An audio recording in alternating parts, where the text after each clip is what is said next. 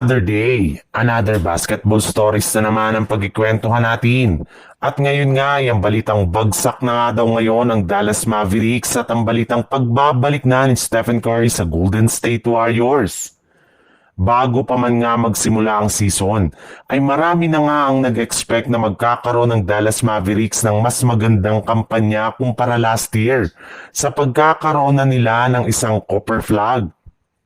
Subalit, sa kasamaang palad, hindi nga natupad o nangyari ang mga plano ng Mavericks ngayong season dahil sa maaga nilang pagbagsak sa standing ng Western Conference na record nila ngayon na 3 wins at 7 losses.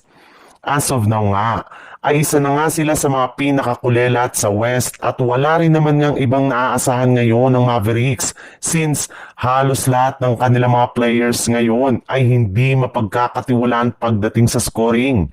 Maging si Klay Thompson nga ay nag-struggle ng gusto at hindi pa rin makuha ang kanyang rhythm sa loob ng court. Hindi rin naman nga maayos na nakakagalaw si Copper Flag sa mga clutch moment ng kanilang mga laro.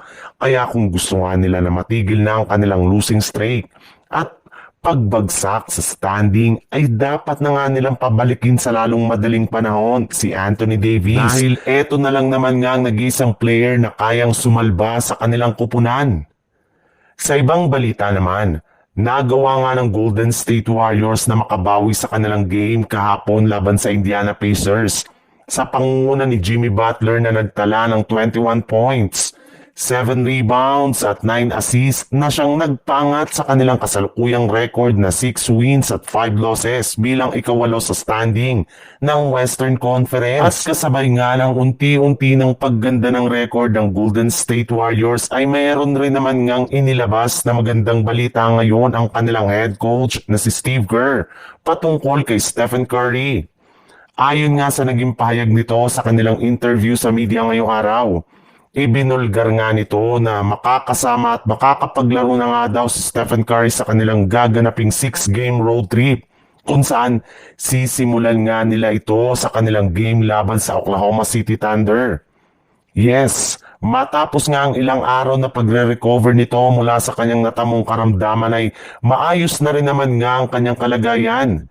Sa ngayon nga ay kailangan na lamang nga nitong magpakondisyon ang kanyang pangangatawan at sumama sa kanilang mga gagawing practice sa mga susunod na araw bago sila sumabak sa kanilang nakakatakot na 6-game road trip.